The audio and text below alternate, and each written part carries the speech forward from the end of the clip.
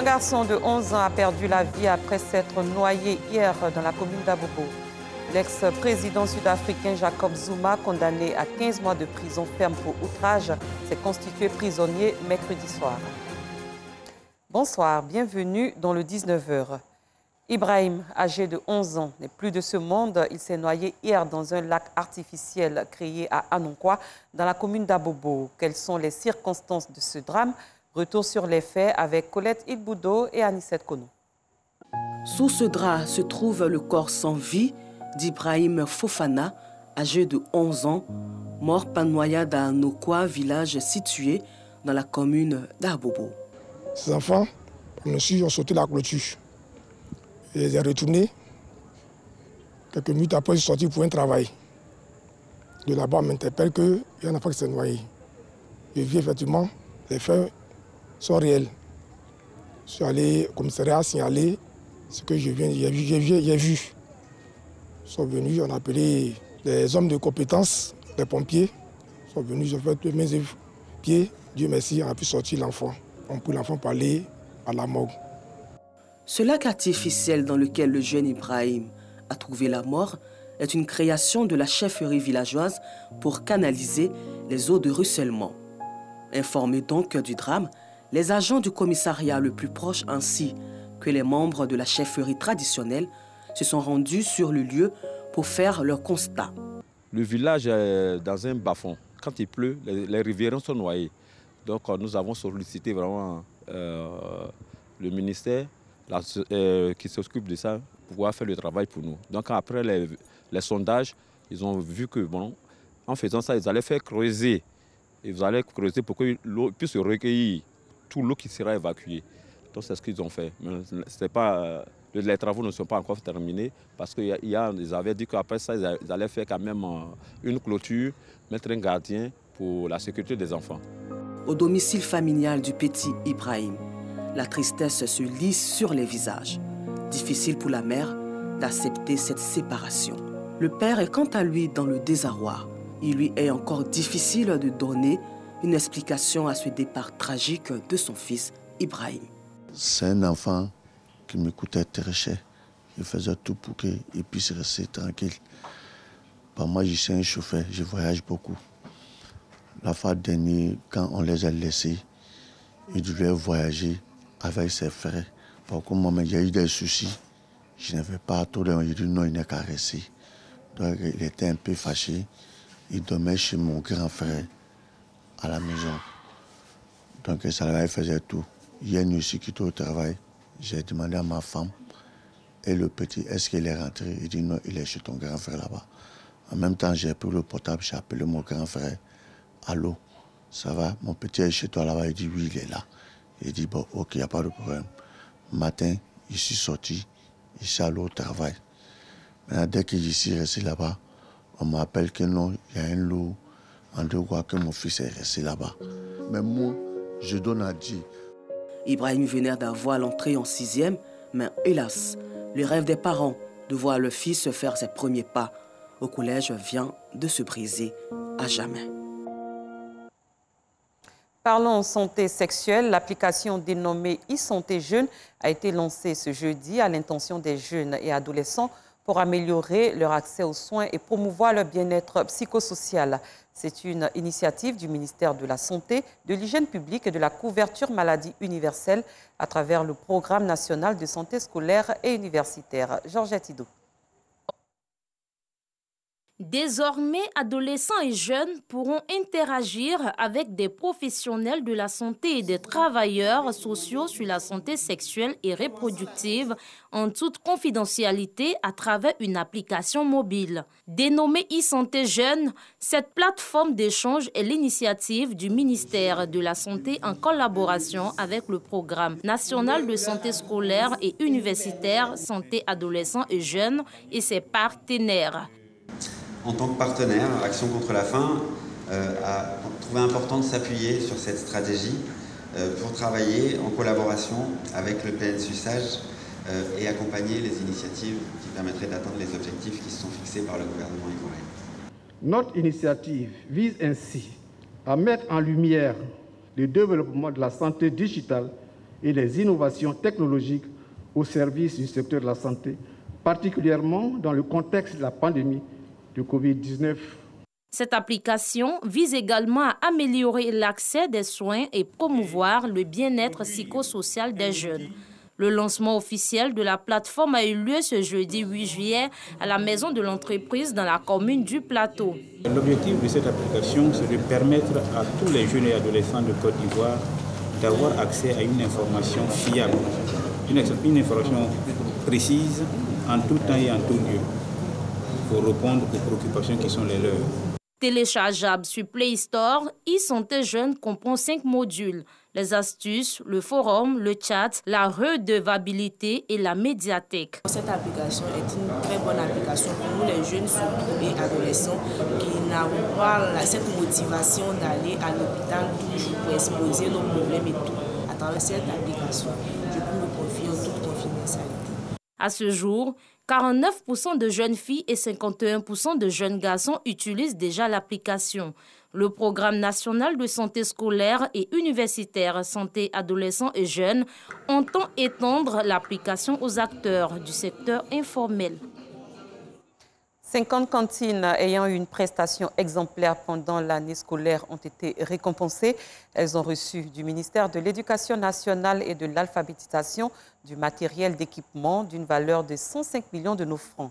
La remise de ce matériel s'est faite récemment à la direction des cantines scolaires dans la commune de Yopougon, en présence de Maria Toukone, ministre de l'Éducation nationale et de l'alphabétisation. C'est reparti avec Georgette Hidou.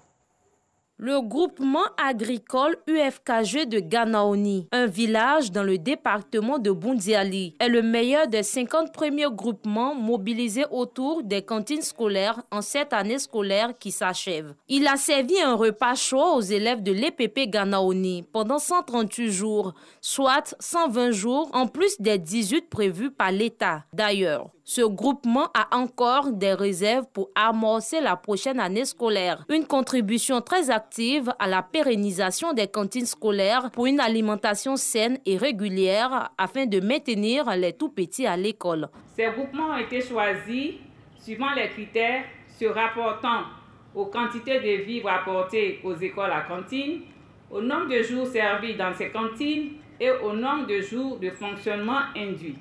4 décortiqueuses, 4 broyeuses multifonctions, 22 tricycles, 20 broyeuses mobiles et 20 kits de petits matériels de transformation agricole ont été remis à 50 groupements primés, le tout d'une valeur de 105 millions de francs CFA. Je suis très contente, très heureuse.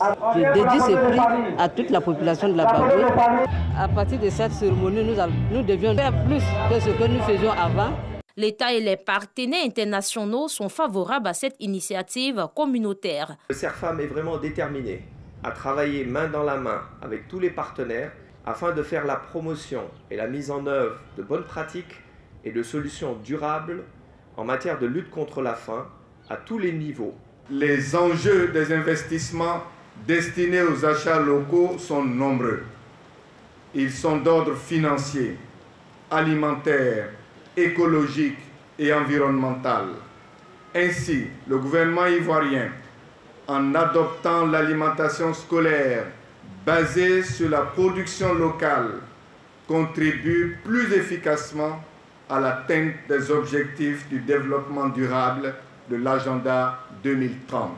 En Côte d'Ivoire, ce sont plus d'1 million d'élèves au primaire qui reçoivent un repas chaud et équilibré les midis grâce à 5600 cantines. Cette distinction vise à sensibiliser la communauté nationale et internationale sur l'importance de l'alimentation scolaire et sa valeur au plan social et économique. 8 juillet 2020, 8 juillet 2021. Cela fait 1 an jour pour jour que le Premier ministre Amadou Gon Coulibaly est décédé. Des cérémonies commémoratives de son décès se tiendront dans la ville de Korogo du 8 au 10 juillet 2021. Pour l'heure, des Ivoiriens se souviennent de celui qu'ils appellent affectueusement AGC. Notre reporter Anissette Conan leur a tendu son micro. 8 juillet 2020, 8 juillet 2021.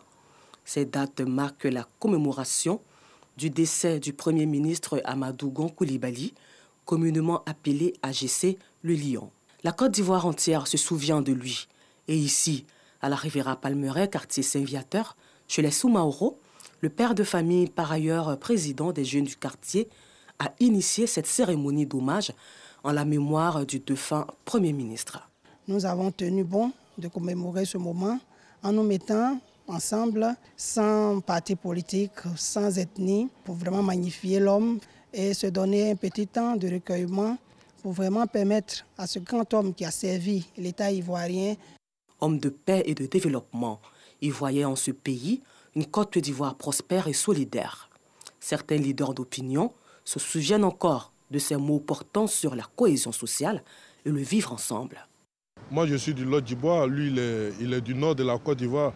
Mais il m'a adopté comme mon petit frère, il m'a adopté comme fils. Aujourd'hui, même après son départ, nous continuons à faire les programmes d'autonomisation des jeunes et des femmes à son nom, à former les jeunes, à toujours faire des actions de solidarité que nous avions l'habitude de faire lorsqu'il était là. Oui, l'homme Amadou Gon Coulibaly, le fait Premier ministre, avait de grandes idées de développement qui s'étendaient dans toutes les régions de Côte d'Ivoire, surtout le grand centre. Donc au niveau de Tébissou, nous savons que s'il était là, si Dieu ne l'avait pas enlevé, la jeunesse allait bénéficier de beaucoup de choses. C'est un père pour nous, c'est le symbole de la fidélité, de la loyauté. Tout ce qu'il recherchait, c'était la cohésion, la réconciliation. Et il n'a jamais repoussé qui que ce soit.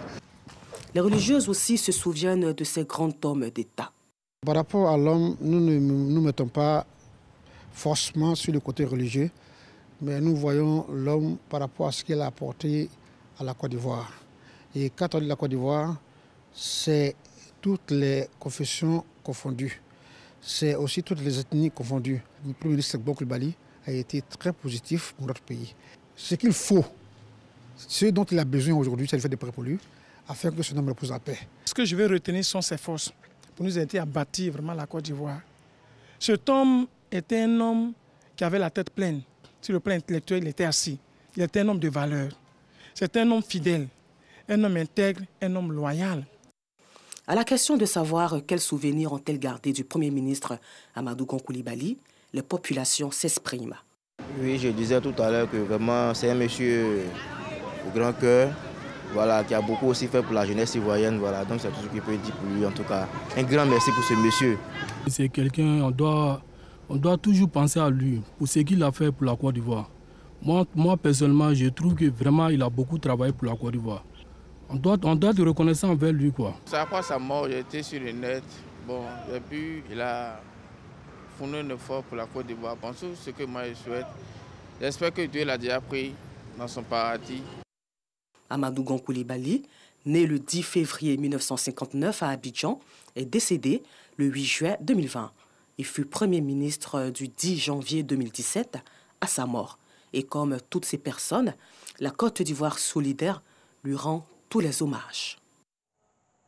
Ailleurs, l'incertitude a plané jusqu'à la dernière minute. L'ex-président sud-africain Jacob Zuma, condamné à 15 mois de prison ferme pour outrage, s'est finalement constitué prisonnier mercredi avant minuit. Anissette Kono. L'ex-président sud-africain Jacob Zuma s'est constitué prisonnier quelques minutes avant l'ultimatum de la justice. Il a été donc condamné à 15 mois de prison pour outrage. Il est accusé aussi d'avoir pillé les ressources publiques durant sa présidence de 2009 à 2018. Il a multiplié les manœuvres pour ne pas témoigner, ce qui lui a valu sa condamnation. Il est arrivé juste après 1h du matin. Vous savez qu'en tant qu'ancien président, il a une unité de protection présidentielle. Ils nous l'ont amené, mais maintenant, nous devons prendre le relais et je dois m'assurer qu'il est incarcéré en toute sécurité et nous devons également répondre à ses besoins spéciaux s'ils ont été identifiés. L'état de Martine Moïse est stable, a affirmé hier soir Claude Joseph, Premier ministre haïtien par intérim. Une certaine confusion autour de l'état de santé de la première dame haïtienne a régné hier. Certains médias annonçant son décès, des annonces ensuite relayées et amplifiées sur les réseaux sociaux. Âgé de 47 ans, Martin Moïse a été évacué par avion vers Miami aux États-Unis après l'attaque qui a coûté la vie dans la nuit de mardi à mercredi à son épouse Jovenel Moïse, président d'Haïti. Elle souffre de plusieurs blessures. Dès lundi et jusqu'au 22 août, la capitale japonaise sera en état d'urgence sanitaire. Les spectateurs ne pourront donc pas assister aux compétitions, sauf dans le nord-est et le centre du pays. Les Jeux olympiques de Tokyo se dérouleront essentiellement à huis clos face à la recrudescence du coronavirus au Japon. Et c'est ce qu'ont annoncé ce jeudi, les organisateurs et autorités japonaises. Et sachez aussi que le groupe RTI, Radio-Diffusion Télévision Ivoirienne, a acquis les droits exclusifs des Jeux olympiques de Tokyo 2021 pour la Côte d'Ivoire. Fin de cette édition. Merci de l'avoir suivi. Très bonne soirée. Je vous retrouve demain pour un autre journal.